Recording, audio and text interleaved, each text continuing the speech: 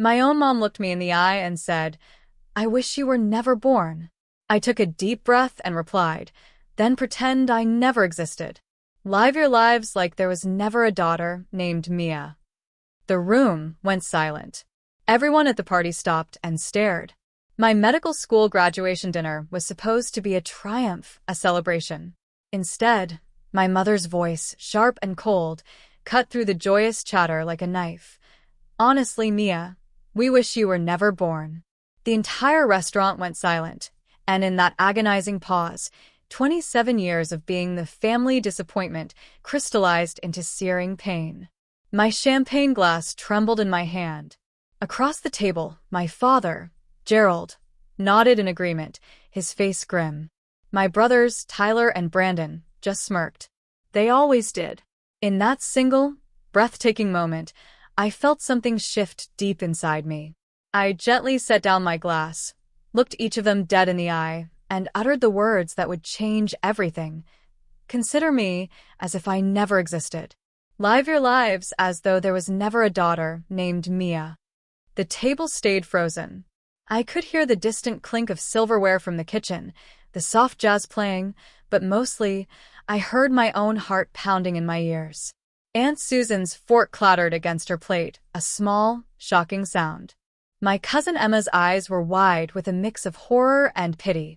Uncle Frank looked between my mother and me, like he was watching a car wreck in slow motion, unable to look away. My mother, Barbara, then let out that dismissive little laugh, the one I'd heard 1,000 times. "Don't be dramatic, Mia. Sit down." She waved her hand, as if shooing away a fly, as if my entire existence was just an inconvenient irritation she could brush aside. But I didn't sit.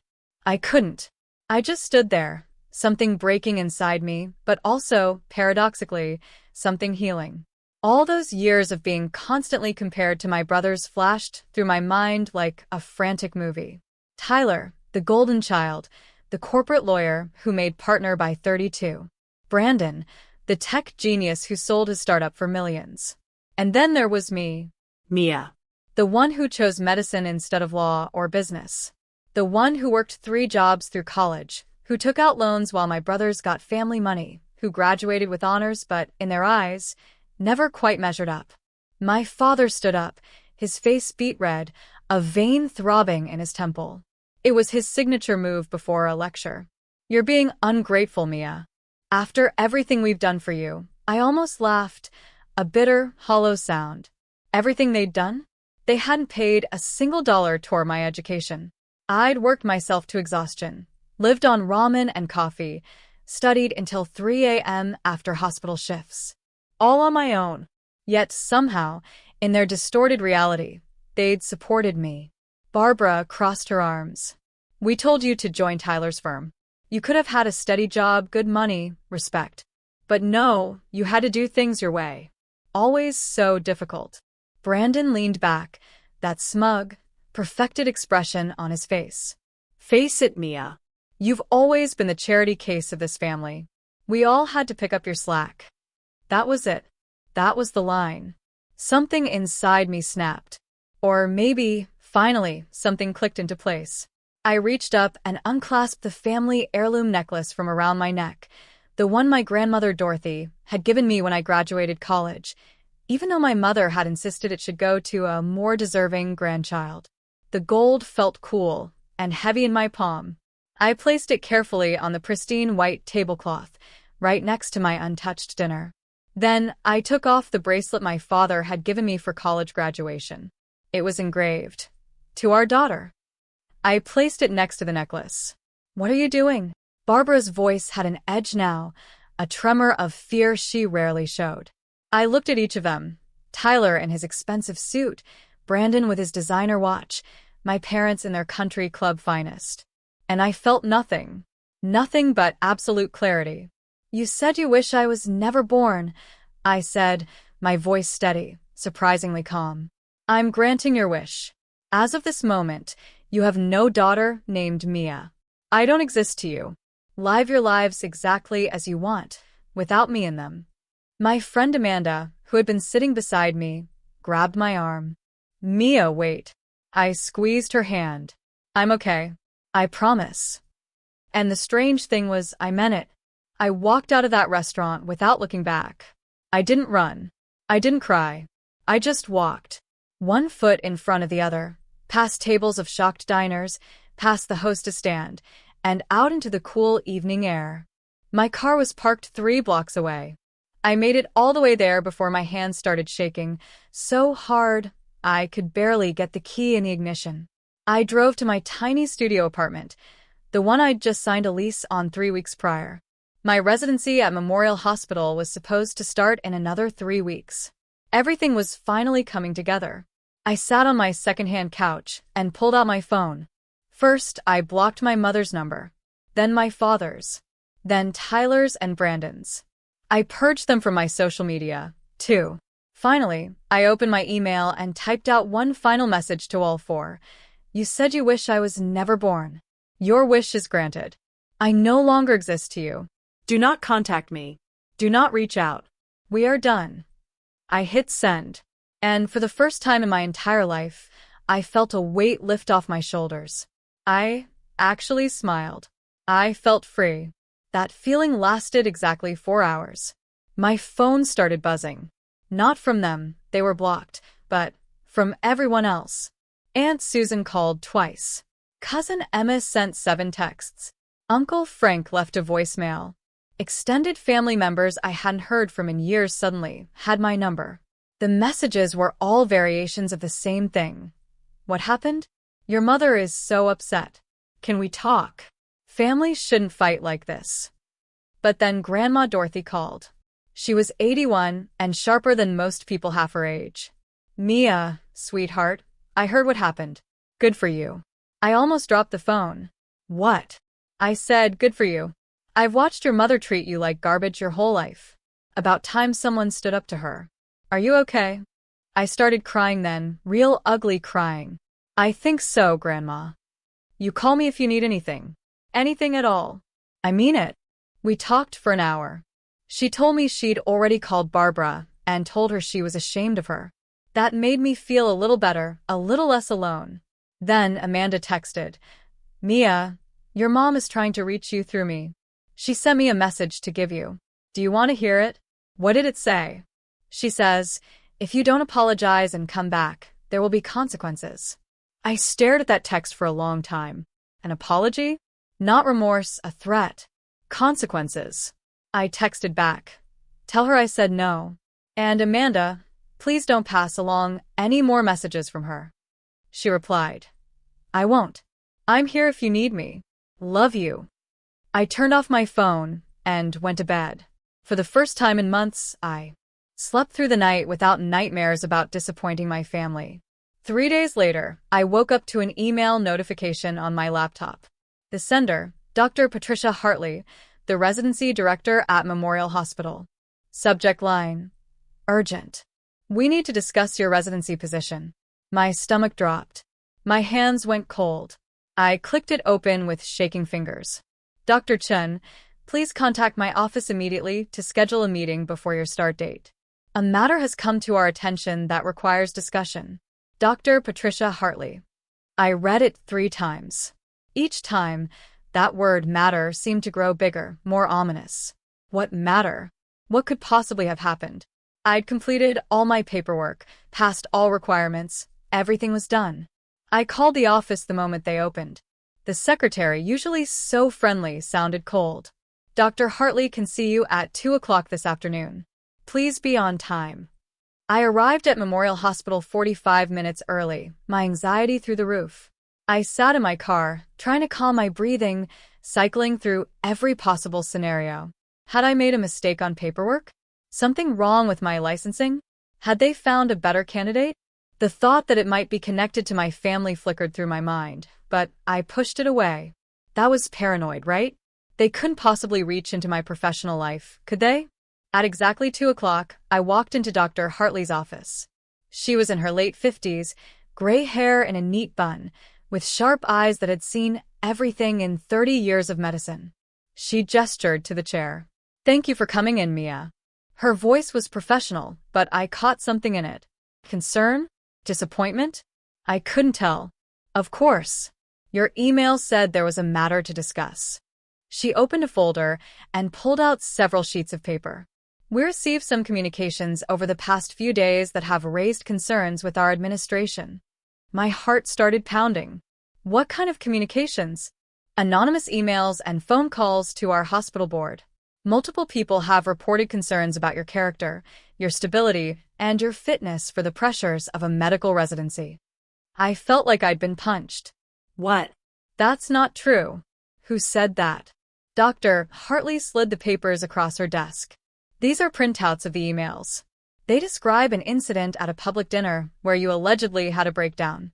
According to these reports, you threw jewelry, violently screamed obscenities at your family members, and stormed out in what witnesses described as an unstable rage. I stared at the words. The graduation dinner. But that wasn't what happened. That wasn't what happened at all.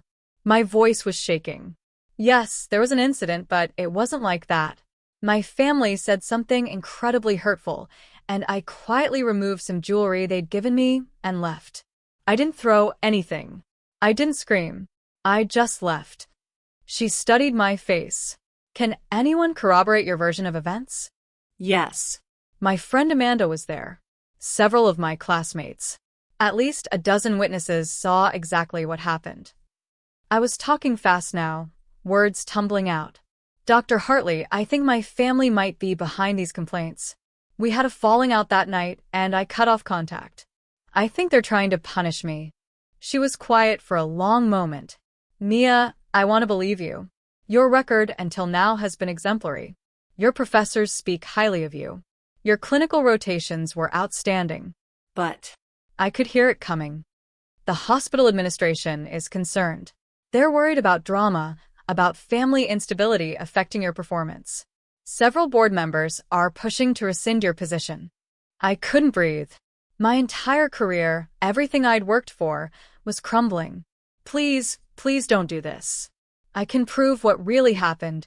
I can have my friends send statements. I can show you these complaints are false. Dr. Hartley nodded slowly. I've argued for you, Mia. I fought to keep your position. Here's what I was able to negotiate. You can start your residency as planned, but you'll be on probationary status for the first 6 months. Probationary status. What does that mean? It means you'll be watched more closely than other residents. Any complaints, any issues, any incidents at all, and your position will be immediately terminated. No second chances. You'll need to be perfect. It was humiliating, unfair, but it was better than losing everything. I understand. Thank you for fighting for me. She paused. Document everything, Mia. If what you're saying is true and your family is behind this, you need to protect yourself. get those witness statements. File complaints about the false reports. Build your defense. I left her office feeling nauseous. I called Amanda immediately. Mia, what's wrong? You sound terrible. I told her everything. She was furious. That's insane. I'll write a statement right now. I'll get everyone else who was there to write them, too. This is absolutely not okay. True to her word, within 2 days, I had detailed written statements from Amanda and 3 other medical school classmates, all confirming I'd been calm, quiet, and left peacefully. No violence, no screaming, no instability. I submitted everything to the hospital administration with a formal complaint about the false reports. I felt like I was fighting back, taking control. I should have known better. 2 days before my residency was supposed to start, my phone rang. Unknown number. I answered anyway. Hello, is this Mia-chan? Yes. Who's calling? This is Ralph Sanders. I'm the landlord of the apartment you're renting on Oak Street. My mouth went dry. Yes. I'm calling to inform you that your lease is being terminated effective immediately. I've already rented the unit to someone else. You have 72 hours to vacate. What? You can't do that. I have a signed lease. I paid first and last month's rent and security deposit. You provided false information on your application. I received a call from your previous landlord saying you were evicted for property damage and unpaid rent. That's fraud, and it voids the lease. That's not true. I've never been evicted. I left my last apartment on good terms. Who called you? I'm not at liberty to say, but the information was very detailed and came from what seemed like a credible source. I've already made my decision. 72 hours, Miss Chen. I'll mail your deposit back once I've inspected for damages. He hung up before I could argue. I sat on my couch, the one piece of furniture I owned, trying to process. Someone had called my landlord with lies. Someone was systematically attacking every part of my life. I was about to start one of the most demanding jobs in medicine, and I was going to be homeless. I called Amanda, who immediately offered her couch. You can stay as long as you need. It's not going to be long-term. I just need to find another place, but thank you. I spent the next 2 days apartment hunting between packing. Everything required. First, last, and deposit. I had the money. I'd been saving carefully for residency. On the day I was supposed to move out, I went to pay for a hotel room. My debit card was declined. I tried again. Declined. I pulled out my credit card. Also declined. I sat in the hotel lobby, my entire life packed into my car outside, and opened my banking app. Account under review. Access temporarily restricted. Please contact customer service. My hand shook so hard I could barely dial. The bank's hold music played in my ear as I watched people check in and out, going about their normal lives, while mine fell apart. After 15 minutes, a representative finally answered. How can I help you today? My accounts are frozen, both my checking and savings. I need to know why. Let me pull up your account. Can you verify your social security number and date of birth? I rattled off the information, my voice tight. I see your account has been flagged for suspicious activity and potential identity theft. The fraud department has placed a temporary hold pending investigation. Identity theft? I haven't reported any identity theft. Who reported it? I'm not able to see those details, but according to the notes, multiple suspicious transactions were flagged and someone contacted us with concerns. The investigation will take 7 to 10 business days. 7 to 10 days? I need access to my money now. I'm about to be homeless. I'm starting a new job. I have bills to pay. I understand your frustration, but for your protection, we need to complete the investigation. Is there anything else I can help you with today? I wanted to scream. Instead, I said, no, thank you, and hung up. I checked my wallet. $63 in cash. That was it. That was all I had access to in the world. I had $12,000 in savings, scraped together over years of working multiple jobs. Money I needed for rent, food, gas, everything for residency, where I'd be working 82-hour weeks. And I couldn't touch it. My residency started in 2 days. 2 days.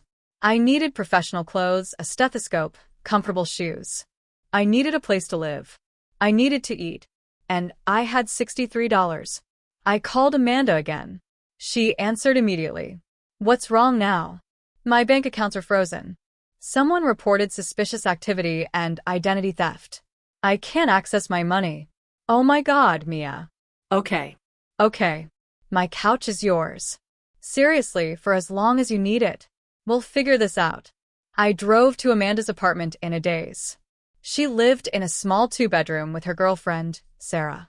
They welcomed me, helped me with my boxes. Amanda made me sit down and eat while Sarah made up the couch. I feel like such a burden, I said. You're not, Amanda said firmly. You're my friend, and you're going through something awful. Let us help. That night, I filed fraud reports with the bank and a police report about the harassment. I tried to trace who had made the false reports, but everything was anonymous, untraceable, professional. The next morning, my phone rang. I didn't recognize the number, but something made me answer. Mia, it's Tyler. My blood ran cold. How did you get this number? That doesn't matter. I'm calling because this has gone on long enough. I have nothing to say to you. Just listen for a minute. All of this can go away. The problems with your residency, the issues with your apartment, your bank accounts, all of it. Mom and Dad just want an apology. And there it was. Confirmation. They were behind everything. An apology. I laughed. A bitter sound even to my own ears. For what? For defending myself? For having boundaries? For embarrassing them in public? For making a scene? They want you to post on social media admitting you were wrong and disrespectful. They want you at Sunday dinner to apologize in front of the extended family. That's it. That's all it takes for this to stop. You're a lawyer, Tyler. You know what you're describing is harassment, extortion. It's illegal. His voice turned cold. Prove it. All those complaints are anonymous. The bank froze your accounts due to standard fraud protocol. The landlord? He made his own decision based on information he received. There's nothing connecting any of this to us. I know people at your hospital, Mia. I know people at your bank. I know people everywhere. Our family has connections you can't even imagine. You're making this so much harder than it needs to be. We're family. You'll come crawling back eventually. Why not make it easy on yourself? Something snapped. I'd rather lose everything than give you the satisfaction. Don't ever contact me again. I hung up and immediately blocked the number. I sat there shaking, adrenaline coursing through me. Amanda came out of her bedroom. Who was that? My brother. Confirming what we already knew. They're behind everything. We should go to the police. He's right, though. There's no proof. It's all anonymous, circumstantial. And he's a lawyer with connections. I'm nobody. You're not nobody. You're about to be Dr. Mia Chun, and you're going to be amazing. I wanted to believe her. I really did. The next day, I started my residency. I put on the one professional outfit I owned that still looked decent. I wore my old sneakers because I couldn't afford new shoes. I drove to Memorial Hospital on a quarter tank of gas because I couldn't afford to fill up. And despite everything, being exhausted, stressed, and terrified, I showed up. I did my orientation. I met my fellow residents. I worked my first shift in the emergency department. And I was good. I was really good. The attending physician, Dr. Marcus Reynolds, even pulled me aside to say I'd done excellent work with a difficult patient. For a moment, I felt hope. Maybe I could survive this. Maybe I could push through. During my lunch break, I checked my phone. Message from Dr. Hartley's secretary. Dr. Hartley needs to see you in her office immediately. My stomach dropped. I walked to her office on legs that felt like jelly. Dr. Hartley looked exhausted. Mia, I'm sorry. I fought for you. I really did. What happened?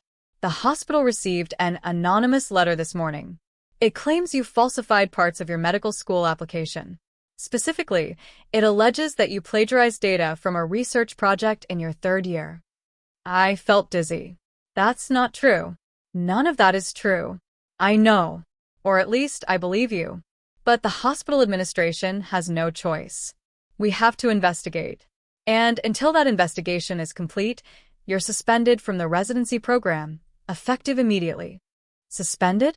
For how long? I don't know. It could be weeks. It could be longer. I'm so sorry, Mia. I walked out of that hospital in my scrubs, carrying a bag with my street clothes. I got in my car and just sat there. I couldn't cry. I was too shocked. My phone rang. It was the medical school dean's office. They needed to speak with me immediately about serious allegations. That's when I realized the scope of what my family was doing. They weren't just punishing me. They were erasing me. They were systematically destroying my entire professional life, piece by piece, until there would be nothing left. The drive back to my medical school took 3 hours. 3 hours of highway, stretching out while my mind raced through every worst-case scenario. 8 years of college and medical school, thousands of hours, sleepless nights, $230,000 in student loans. All of it, and now someone was trying to take it away with lies. I pulled into the familiar parking lot. I'd graduated just 3 weeks ago with honors. Now I was walking back in as someone under investigation for academic fraud. Dean Margaret Sullivan's office was on the 3rd floor. Her secretary, usually warm and chatty, barely made eye contact. She's expecting you.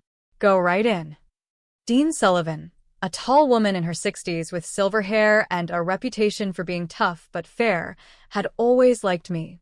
She'd even written one of my residency recommendations. But today, her face was grave. Mia, Thank you for coming on such short notice.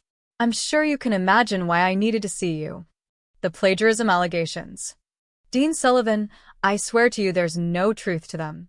I would never falsify data or plagiarize. Never. She opened a file. Someone has sent us very detailed allegations.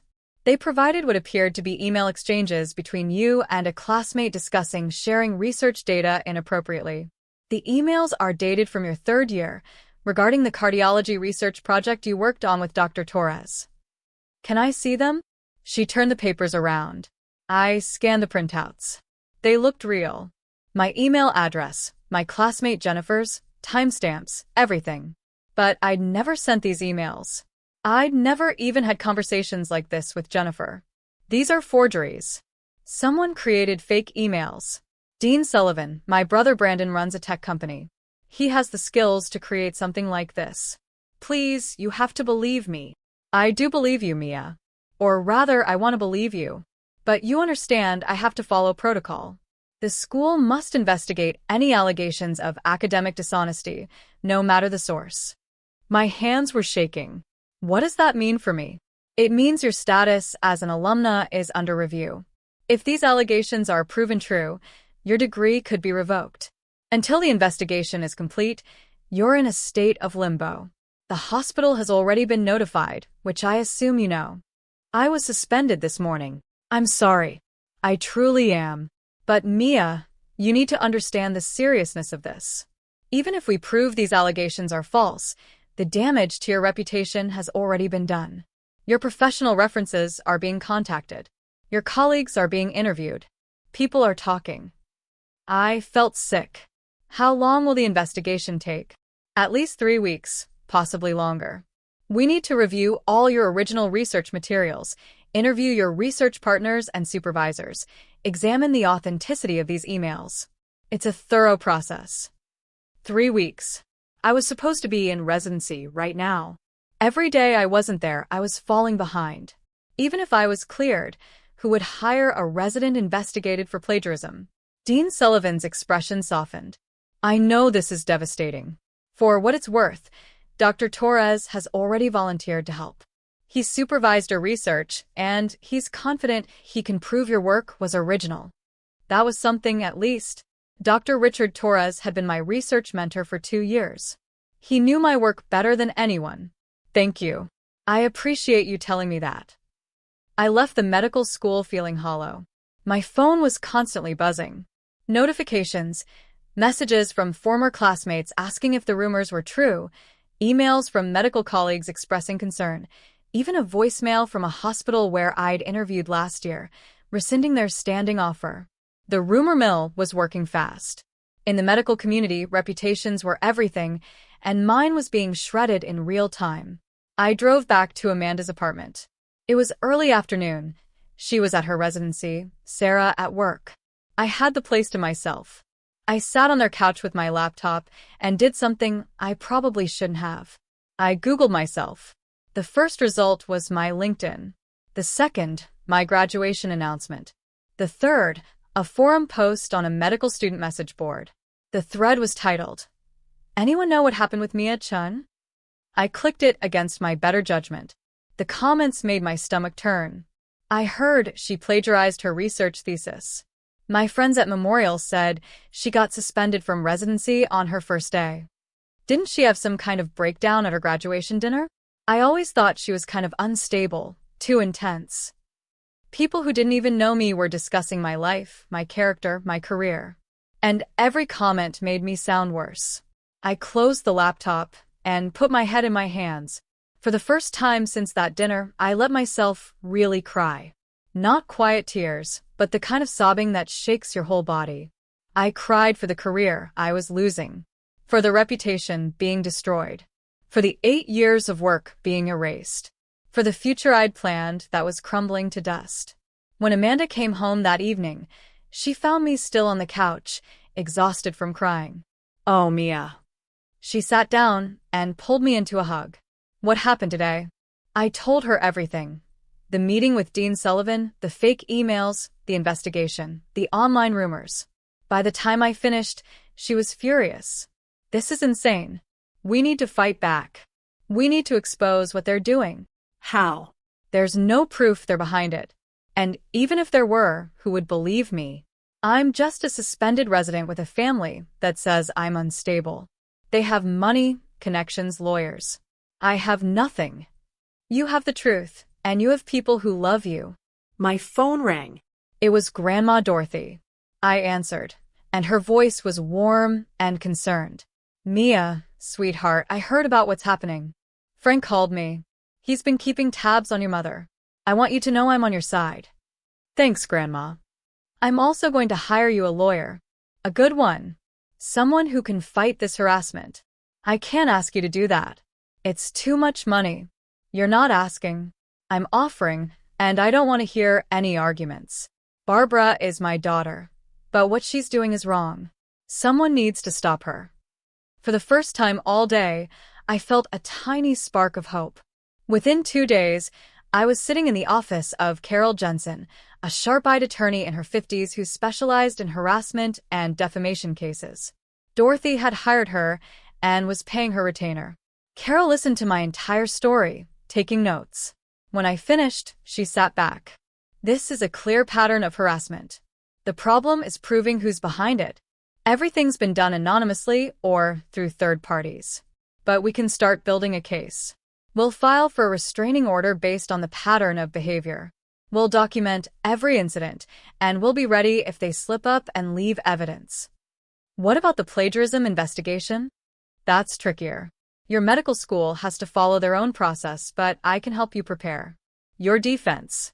Do you have any of your original research materials? All of it. I keep backups of everything. Good. We'll need to prove those emails are forgeries. That means getting a tech expert to examine them. I know someone who can help. For the first time in weeks, I felt like I had someone in my corner who knew how to fight back. But then, like everything else lately, things got worse. Carol's investigator discovered that my bank accounts hadn't just been frozen. Before the freeze, someone had initiated electronic transfers out of my accounts. Over $9,000 was missing. How is that possible? I didn't authorize any transfers. Someone had your account information and security details. They transferred the money out in small amounts over several days to avoid triggering fraud alerts. Then they reported the suspicious activity themselves to cover their tracks. Can I get it back? You'll need to file fraud claims with the bank, and those take 30 to 60 days to process. 30 to 60 days. I'd be lucky if I had a career left by then. Despite everything, there was one piece of good news. Dr. Torres worked quickly. Within a week, he'd compiled all of my original research materials, complete with timestamps, drafts, and his own notes from our supervision meetings. He presented it all to Dean Sullivan with a detailed report. The plagiarism allegations were officially dismissed. The fake emails were identified as forgeries. My record at the medical school was cleared. Dean Sullivan called me personally.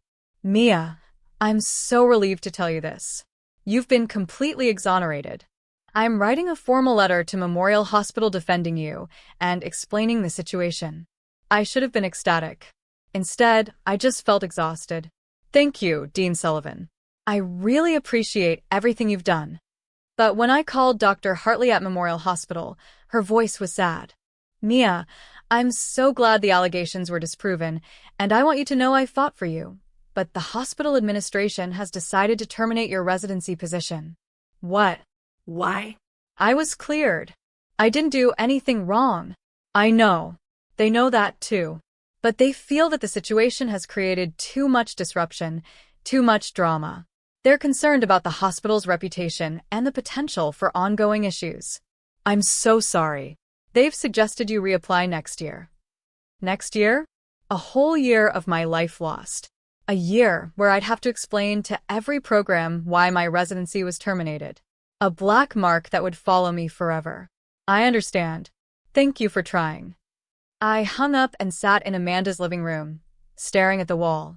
I'd been cleared of wrongdoing, but I'd still lost everything. My family had won. They destroyed my career, without ever leaving a fingerprint. That night, I drove past Amanda's guest house just to get some air. I noticed a car parked down the street. My parents' car. They were watching me, following me. Even after everything they'd done, they weren't stopping. I took a photo of their car and sent it to Carol Jensen. They're stalking me now. Her response was immediate. Document everything. We're filing for that restraining order tomorrow. But the next morning brought another crisis. I woke up to a call from Carol. Mia, I need to tell you something. Your parents are suing you for defamation and emotional distress. I sat up so fast I got dizzy. They're suing me for what? Carol's voice was calm, but I could hear the anger underneath. They claim that your email cutting them off and the things you've said to extended family members about them constitute defamation. They're saying you've damaged their reputation in the community and caused them emotional distress. They're seeking $50,000. That's insane. I told the truth. I haven't lied about anything. I know. And truth is an absolute defense against defamation. But defending against this lawsuit is going to cost money. Legal fees, court costs, depositions. We're looking at $15,000 to $20,000. Even though we'll win, I don't have that kind of money. I don't have any money. Your grandmother is willing to cover it. I already spoke with her this morning. I felt like I was drowning in an ocean of debt and obligation. Dorothy was already paying for my lawyer. Now she'd have to pay to defend me against my own parents. It was humiliating. The lawsuit is scheduled for a hearing in 6 weeks, Carol continued. Your brother Tyler is representing them. Of course he was.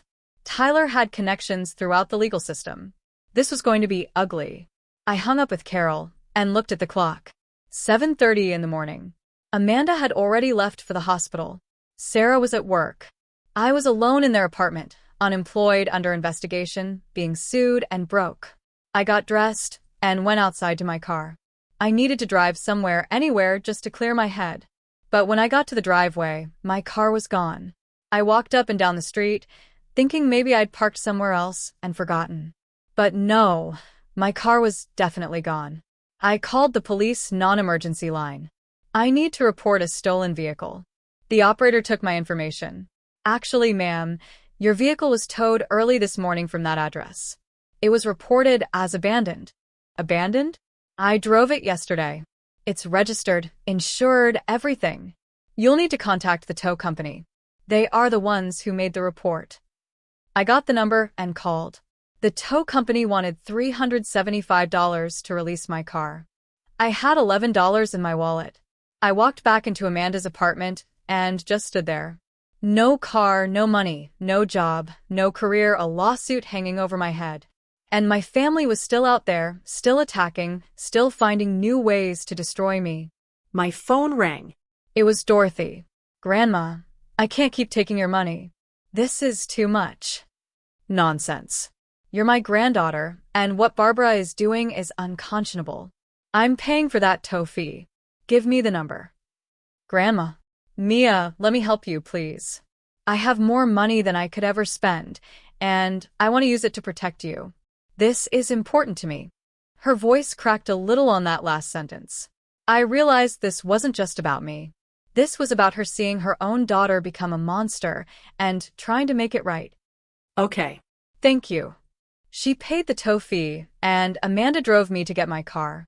As we pulled out of the tow yard, I saw my father's car parked down the street. They were watching. They wanted me to know they were watching. Over the next few days, Carol worked on filing a restraining order. We documented every incident of harassment, every false report, every attack on my life. She prepared a comprehensive case. The restraining order hearing was scheduled for the following week. But 3 days before it, I got a call from Uncle Frank. Mia, you need to come to the hospital. Your grandmother had a stroke. Everything stopped. Is she okay? She's stable. She's going to recover, but it was serious. She's at St. Mary's Hospital. I drove there immediately. Dorothy was in the ICU, hooked up to monitors, but awake. When she saw me, she tried to smile. Don't you dare feel guilty about this, she said, her words slightly slurred but understandable. I'm old. These things happen. But I did feel guilty. The stress of everything, the fighting with Barbara, the legal battles, it had all taken a toll. I stayed with her for hours.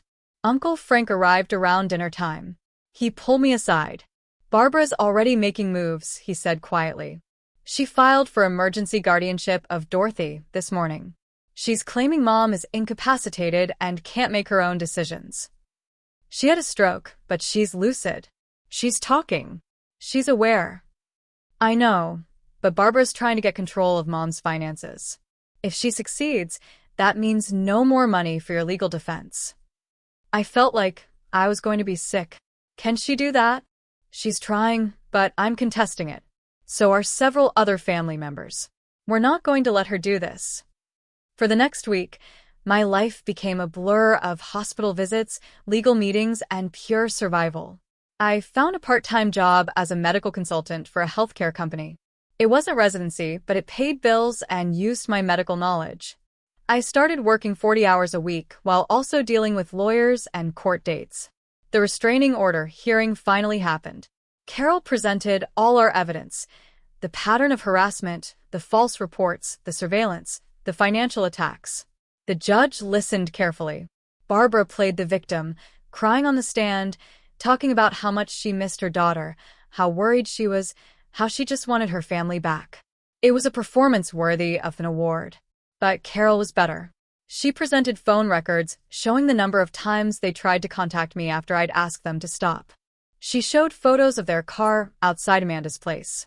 She had Amanda and other witnesses testify about the harassment. The judge granted a temporary restraining order. Barbara and Gerald had to stay 300 feet away from me. They couldn't contact me directly or through third parties. Violation would result in arrest. Barbara lost her composure in the courtroom. She stood up and started yelling about how ungrateful I was, how I destroyed their family, how I'd poisoned everyone against them. The judge threatened her with contempt. It was the first time I'd seen my mother look genuinely unhinged. And I realized something. She wasn't in control anymore.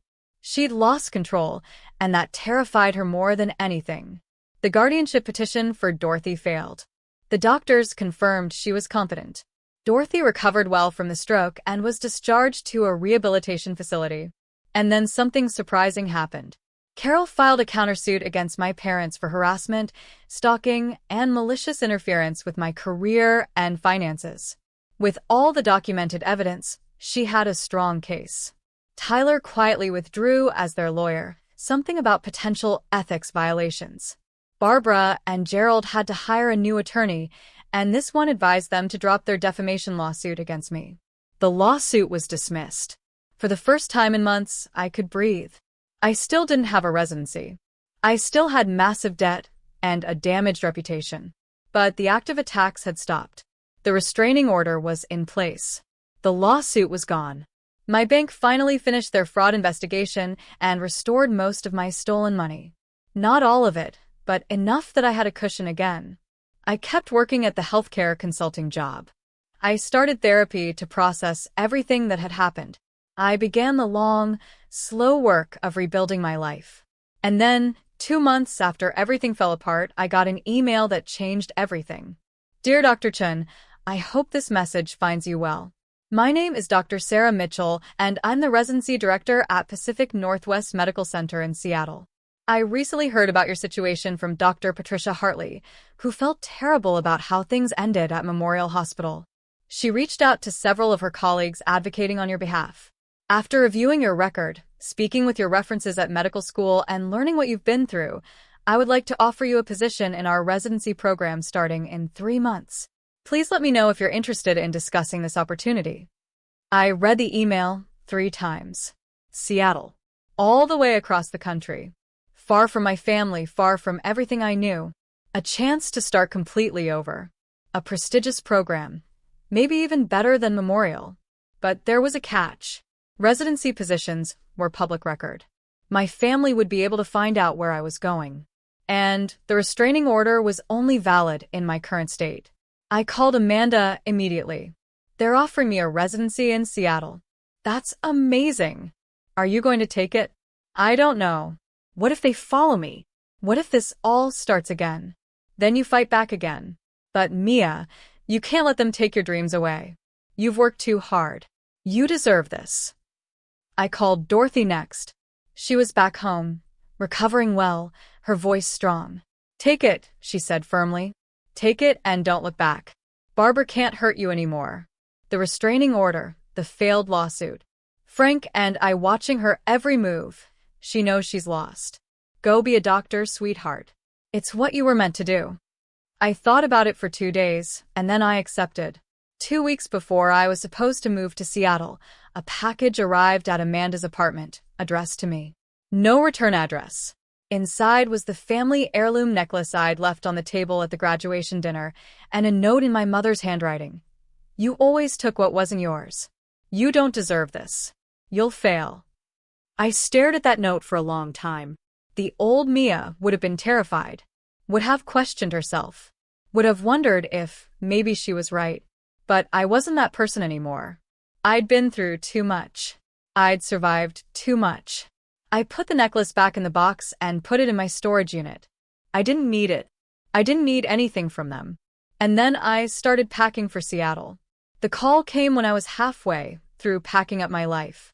Unknown number again, but something told me to answer. "Mia, this is your Uncle Frank. We need to talk about what's really going on with your mother." I sat down on Amanda's couch, surrounded by boxes. "What do you mean?" "I'm at the airport. I flew in from Portland because I spent time with your grandmother after her stroke, and she told me everything that's been happening to you. So I did some digging." Can we meet? "This isn't something I want to discuss over the phone." We met at a coffee shop an hour later. Frank looked older than I remembered, but his eyes were sharp and angry. He ordered us both coffee and sat down. "I need to tell you something, and you're not going to like it, but you deserve to know the truth about why your mother has been so vicious to you." "Okay." He pulled out a folder from his briefcase.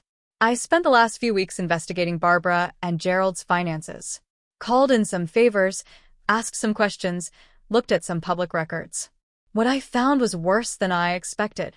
He opened the folder and showed me documents, bank statements, credit reports, legal filings. "Your parents are broke, Mia. Not just struggling, completely broke. Gerald's business failed 2 years ago, but they've been hiding it. They're hundreds of thousands of dollars in debt.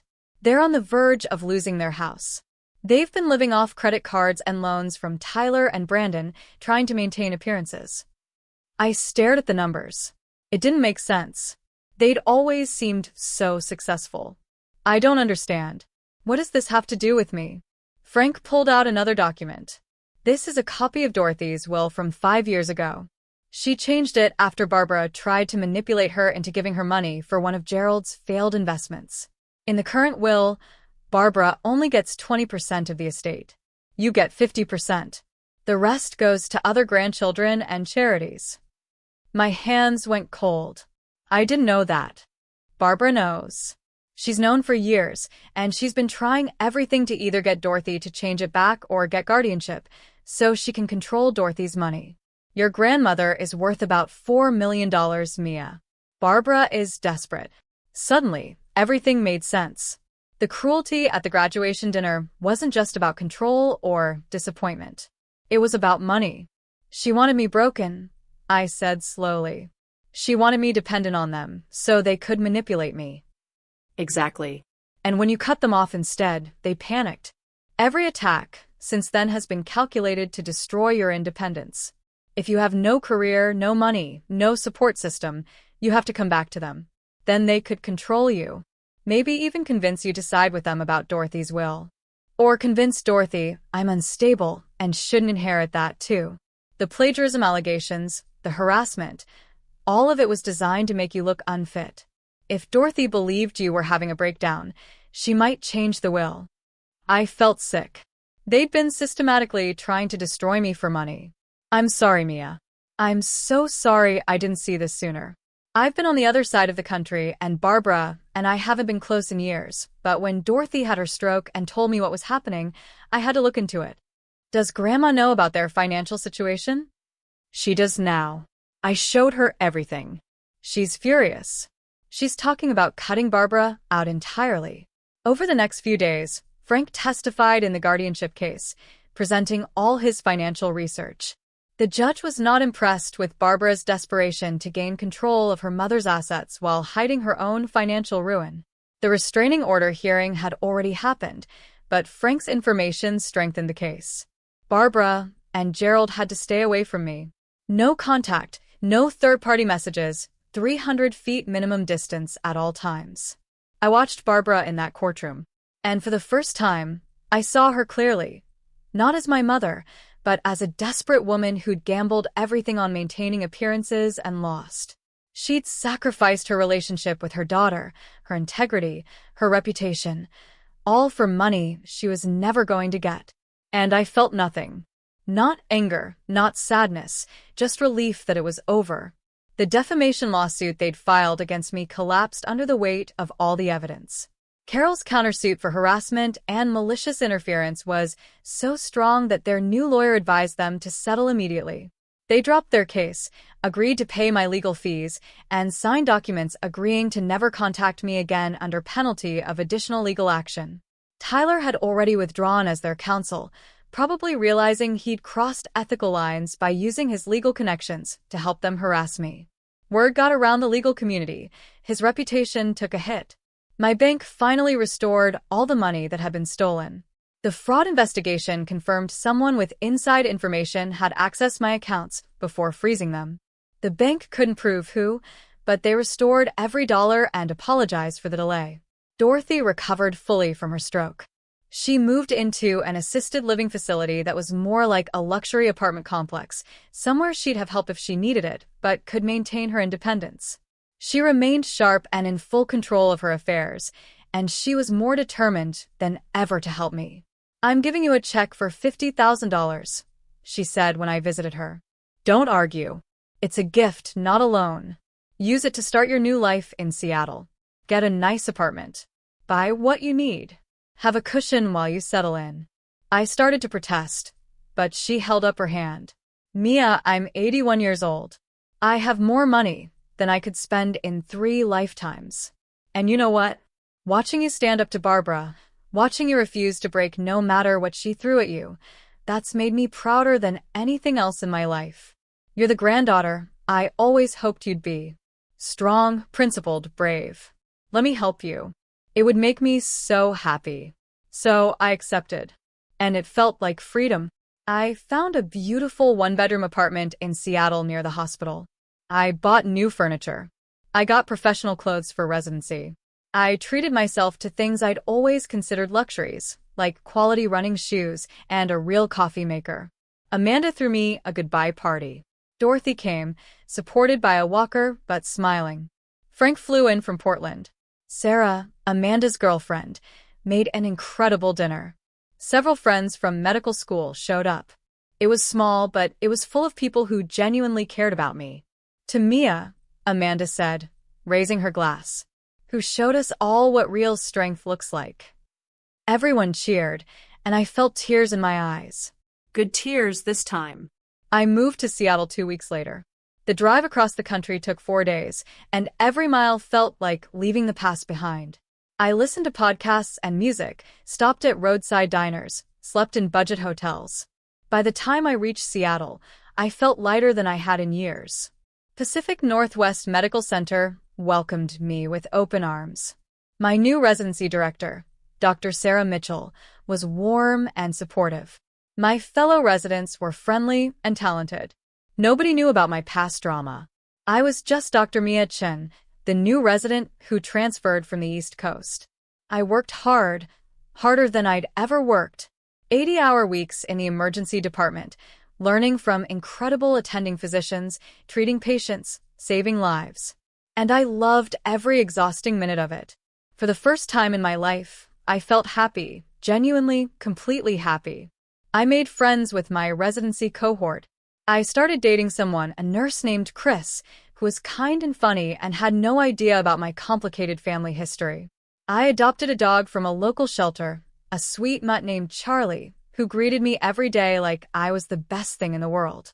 I video called Dorothy every Sunday. I talked to Frank regularly. Amanda visited twice that first year, and we explored Seattle like tourists. I went to therapy every week to process the trauma of what my family had done. My therapist helped me understand that cutting them off wasn't cruel, it was self-preservation. And that I didn't owe anyone access to my life, not even family. 18 months passed. 18 months of building a new life, a better life. I excelled in my residency program. The attendings loved me. My patient reviews were excellent. I was publishing research again, this time in emergency medicine. Everything I'd worked for was finally happening. And then one day, I got an email from Tyler. Subject: Mom is sick. I stared at it for a long time before opening it. Mia, I know we're not supposed to contact you, but this is important. Mom has been diagnosed with stage 3 breast cancer. She's starting treatment next week. She's been asking for you. She says she's sorry for everything that happened and wants to make amends. Dad wanted me to reach out. Please consider coming home to see her. She needs you. Gerald had added a note at the bottom. Please come home. She needs you. We all miss you. I read the email 3 times. I felt my heart rate pick up, that familiar anxiety starting to creep in. The old guilt, the old obligation, the voice in my head saying, but she's your mother. And then I closed the email. I didn't respond immediately. Instead, I called Dorothy. Grandma, did you know about Barbara's diagnosis? I did. She called me last week. Mia, I'm sorry she's sick, I truly am. But you need to know something. She's not sorry. She's scared and wants support. But she hasn't changed. She hasn't apologized. She's using this illness to try to guilt you into coming back. How do you know? Because she called me trying to use the cancer diagnosis to get me to change my will. Said she needed financial security for her medical treatments and that you should understand since you're a doctor. I told her no. I also told her that trying to manipulate me while she's sick was particularly low. I felt that familiar clarity settle over me. The same clarity I'd felt at the graduation dinner when I'd walked away. Thank you for telling me. What are you going to do? What I need to do for myself. I opened my laptop and typed a response to Tyler. I'm sorry to hear about Barbara's illness. I hope she responds well to treatment and makes a full recovery. However, I meant what I said 18 months ago. I don't exist to you. I'm not your daughter, your sister, or your family member anymore. That door was closed permanently when you chose to systematically destroy my life rather than respect my boundaries. Please don't contact me again. I wish you all well, but from a distance. I hit send before I could second-guess myself. Then, I blocked Tyler's email address. I didn't feel guilty. I felt free. Dorothy called me that night. Barbara called me crying. Said you refused to see her. She's telling everyone you're heartless. I'm okay with that. Let her tell whoever she wants, whatever she wants. I'm 3,000 miles away, living my life, and she can't touch me anymore. Good. I'm proud of you, sweetheart. The next few months passed peacefully. I heard through Frank that Barbara's treatment was going well, that she was likely to recover fully. I was glad. I didn't wish her harm, but I also didn't want her in my life. Tyler sent one more email that I didn't open. Then nothing. They finally got the message. 3 years after that graduation dinner, I was standing in front of a mirror in a hotel ballroom, adjusting my name tag. Dr. Mia Chin, Emergency Medicine Specialist. I was attending a national medical conference, about to present research I'd conducted on trauma protocols in emergency departments. My life looked nothing like it had that terrible night. I'd finished my residency with honors, top of my class. Pacific Northwest Medical Center had offered me a fellowship in emergency medicine, which I'd completed. Now I was working as an attending physician in their ED, teaching residents, conducting research, saving lives every day. I had a beautiful apartment with a view of the water. Charlie, now 3 years old, was the best dog I could have asked for. Chris and I had been together for 2 years, and he'd moved in 6 months ago. We were talking about marriage, but there was no rush. Life felt good, stable, and completely mine. I hadn't spoken to Barbara, Gerald, Tyler, or Brandon in 3 years. The restraining order was now permanent. I'd heard through Frank that their financial situation had stabilized somewhat. Barbara had recovered from cancer. Tyler's career had bounced back. Brandon's company was doing okay. They'd moved to a smaller house, but were managing. I felt nothing about any of it. Not relief, not satisfaction, not anger. They were strangers to me now, people I used to know in another life. Dorothy, now 84, was still sharp and healthy. We talked every week. She'd updated her will to leave me 60% of her estate and cut Barbara to 10%. She got her inheritance early and all the money I spent on your legal defense, Dorothy had said dryly. Frank and I had grown close. He visited Seattle twice a year, and we'd have long dinners where he'd tell me stories about the family I no longer spoke to, not gossip, just updates, in case I ever wanted to know. I appreciated that he never pushed me to reconcile. Amanda was thriving in her own career, now finishing up her residency in pediatrics on the East Coast. We visited each other every few months, and she was planning to be my maid of honor whenever Chris and I finally got married. As I stood in that conference ballroom, waiting to give my presentation, I thought about the scared young woman I'd been 3 years ago. Homeless, broke, career destroyed, family attacking her from every angle. I'd been so sure I'd made a terrible mistake by walking away that night. So sure I'd lost everything. Instead, I'd gained everything. A distant cousin, Emily, approached me in the hallway during a break. She'd been at that graduation dinner. We hadn't spoken since. Mia. Oh my God, it is you. I've wanted to talk to you for years. Hi, Emily. I just wanted to say what you did that night at the restaurant, walking away from Barbara and Gerald. That was the bravest thing I've ever seen. And it changed my life. I was surprised. How so? I was in a toxic relationship with my own parents. Not as bad as yours, but bad enough. Watching you set that boundary, watching you hold it, no matter what they threw at you, it inspired me. I got therapy. I set my own boundaries. My life is so much better now. So, thank you. She hugged me and walked away, leaving me standing there with tears in my eyes. I'd never thought about my actions affecting anyone else. I'd just been trying to survive. But maybe that was enough. Maybe showing people that you can choose yourself, that you can walk away from toxicity, even when it's family, maybe that mattered. My presentation went beautifully. The research was well received. Afterward, several colleagues approached me with opportunities for collaboration. My career was everything I'd hoped it would be. That evening, I called Dorothy from my hotel room. How did it go? She asked. It was amazing, Grandma. Everything is amazing. You sound happy. Really happy. I am. I really, truly am. Good. You deserve it, sweetheart. After everything you've been through, you deserve all the happiness in the world. I heard through Frank a few months later that Barbara had been asking about me. Not trying to contact me, just asking if I was okay, if I was happy. Apparently, her cancer scare had made her reflect on her life, and she'd realized what she'd lost. But it was too late. Some bridges, once burned, can't be rebuilt. And I was okay with that. I'd learned something crucial through all of this. Something I want everyone struggling with toxic family to know. Sometimes the greatest act of love you can give yourself is walking away from people who refuse to love you back. You don't owe anyone access to your life, not even family. Especially not family who use that relationship to hurt you. Blood doesn't make family. Love, respect, and support do.